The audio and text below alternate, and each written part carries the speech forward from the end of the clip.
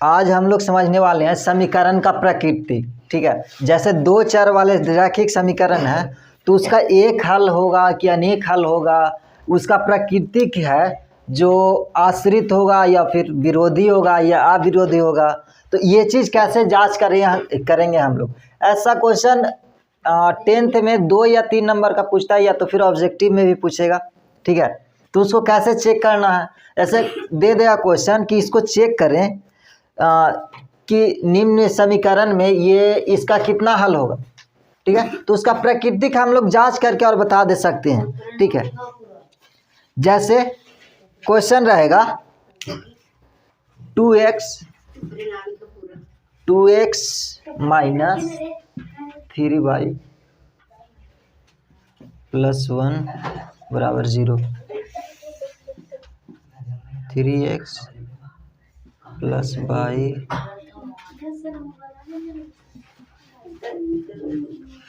इस तरीके से समीकरण रहेगा दिया हुआ 2x माइनस 3y प्लस 1 बराबर 0। फिर यहाँ पे रहेगा 3x प्लस y प्लस 2 बराबर 0। ठीक है, तो इसको हम लोग चेक करते हैं कि इसका कितना हल निकलेगा। तो हलों की संख्या देखते हैं। यहाँ पे शर्त क्या है कि a बट्टा डी बराबर नहीं होगा b बट्टा ई। ठीक है, इक्वल यानी कि a by D not equal to b by E. ठीक है, तो यहाँ पे क्या चीज हो जाएगा, इसका युग्म जो है वो अविरोधी कहलाएगा। ठीक, और इसका कितना हल होगा, तो सिर्फ एक हल होगा। बराबर नहीं होगा b बट्टा ई, तो इसका कितना हल होगा, एक हल होगा। ठीक है, मात्र एक ही हल निकलेगा। ठीक है, और युग्म जो है वो अविरोधी कहलाएगा। ठीक है, तो इसको चेक करेंगे कैसे। अब यहाँ पे a बट्टा डी बराबर नहीं होगा b बट्टा ई। अब ये कैसे फाइंड करना कि a कहाँ पे है b कहाँ पे है, तो इसको इस तरीके से लिखेंगे। यहाँ पे इसको a बोलेंगे, इसको b बोलते हैं, और ये जो है इसको c बोलते हैं। ठीक, उसके बाद यहाँ पे फर्स्ट समीकरण में a b c हो जाएगा, और सेकेंड समीकरण में हो जाएगा क्या चीज, यहाँ पे ये a b c के बाद ये हो जाएगा d। उसके बाद यहाँ पे जो भी रहेगा x का गुणांक या तो फिर y का गुणांक, उसको a b c बोलेंगे, ना कि x या y को। ठीक है, तो यहाँ पे x का गुणांक कितना है, 3 है। अब यहाँ पे y का गुणांक 1 है, एक ही है ना, कुछ नहीं है, तो 1 y का गुणांक। यहाँ पे ई बराबर कितना हो जाएगा, 1 हो जाएगा। उसके बाद ई के बाद f। अब हम लोग का फाइंड हो गया a b c d e f, find हो गया, पता चल गया हमको। अब हम ये जो है इसको पर बैठा करके देखते हैं इसको, इस समीकरण को।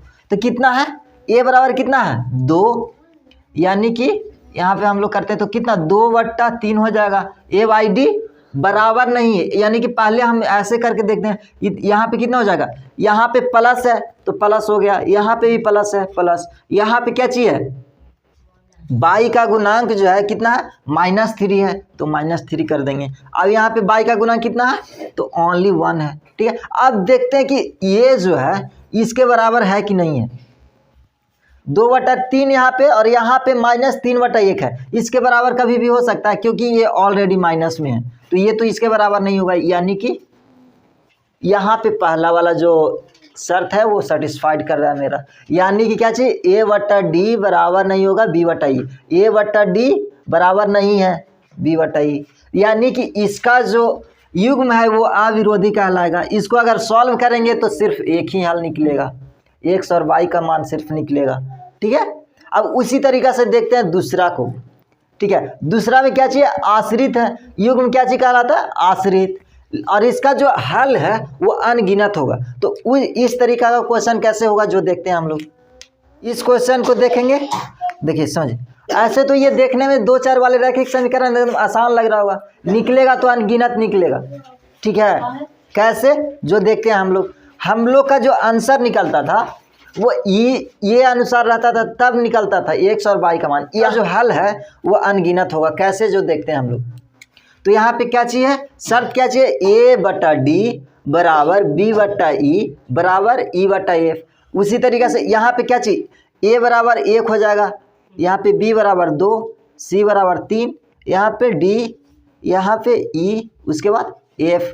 अब देखते हैं a बटा d, तो एक यहाँ पे x का गुणांक कितना है, कुछ नहीं है तो 1 मानेंगे, ठीक है। तो यहाँ पे a का गुना x का गुणांक 1, उसके बाद d, तो d कितना हो जाएगा यहाँ पे 3, ठीक है। उसके बाद हम इसको देखते हैं तो ये कितना है 2/3, 2/6, बाई का गुणांक 6 तो 2/6 हो गया। अब यहाँ पे इसको देखते हैं तो c कितना है 3 है, और यहाँ पे कितना है f की जगह पे कितना है 9, इसको 9 लिख दिए। अब इसको हम काट करके जहाँ पे कटता है उसको काट देंगे, तो यहाँ 2 का 1 बार में, 2 का 3 बार में, 3 का 1 बार में, 3 का 3 बार में, ठीक है।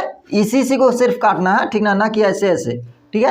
तो अब यहाँ पे कट गया, अब इसको हम लिखते हैं तो कितना हो जाएगा 1/3, यहाँ पे भी 1/3 और यहाँ पे भी 1/3 हो गया, यानी कि 1/3 और 1/3 दोनों तो बराबर है।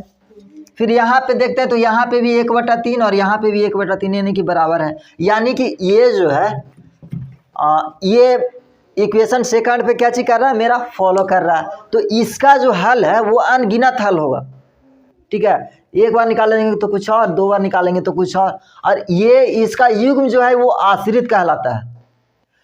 आश्रित युग्म कौन सा कहलाता है, तो a/d बराबर b/e बराबर e/f, ठीक है। अगर इस तरीका से युग्म रहेगा, ठीक है, समीकरण रहेगा तो क्या चीज हो जाएगा, आश्रित हो जाएगा, इसका अनगिनत हल होगा, ठीक। अब देखते हैं उसी तरीका से, अब तीसरा इक्वेशन को देखते हैं। देखते हैं इस तरीका का क्वेश्चन देखे थे, ये जो है इस पे सेटिस्फाइड करेगा, यानी कि a/d बराबर b/e बराबर नहीं होगा c/f, ठीक है। तो यहाँ पे फिर उसी तरीका से ये हो जाएगा a, यहाँ पे b, यहाँ पे c, यहाँ पे d, यहाँ पे e, यहाँ पे f। अब देखते हैं हम सॉल्व करते हैं इसको, तो a/d करेंगे तो कितना 2/6। उसके बाद यहाँ पे देखेंगे तो कितना, यहाँ पे देखते हैं बाई का गुणांक कितना है -3 है, -3 और यहाँ पे भी -9 है, ठीक। तो यहाँ पे लिख देंगे -3 और यहाँ पे कितना -9। उसके बाद यहाँ पे ये तो अचर पद है तो इसको 2/5 लिख देंगे, ठीक है, ठीक। अब यहाँ पे देखते हैं माइनस माइनस कैंसिल, यहाँ पे 3 का 1 बार में, 3 का 3 बार में, यहाँ 2 का 1 बार में, 2 का 3 बार में, यानी कि यहाँ पे अगर इसको सॉल्व करते तो 1/3, यहाँ पे 1/3, ये तो नहीं कैंसिल हो रहा है तो इसको तो ऐसे ही लिखना पड़ेगा, यानी कि 2/5। अब देखते हैं ये और ये दोनों बराबर है, यानी कि यहाँ पे बराबर हो गया, और 1/3 और 2/5 ये तो बराबर नहीं है, यानी कि बराबर नहीं है, क्या सिंबल दे देंगे, ठीक है। तो ये देखो ये जो है विरोधी हो गया मेरा, ठीक। ये क्या चीज हो गया, विरोधी युग्म क्या चीज कहलाएगा, विरोधी। इसका देखते हैं तो कोई हल नहीं होगा, ठीक है, चाहे जितना भी सॉल्व कर ले कोई हल इसका नहीं निकलने वाला है, अगर इस तरीका का क्वेश्चन रहेगा तब, ठीक है। अगर सॉल्व नहीं हो रहा तो पहले चेक कर लेंगे कि क्या चीज़ इसका है, तो मतलब इसका प्राकृतिक जो है क्या चीज़ है, तो इसका यहाँ पे प्राकृतिक क्या चीज़ हो जाएगा, a/d बराबर e/f बराबर नहीं होगा c/f, तो ये क्या चीज़ कहलाएगा, विरोधी कहलाएगा, इसका कोई भी हल नहीं निकलेगा, ठीक है। अब इस तरीका से इसको देख करके हम 1-2 नंबर आसानी से बना लेंगे।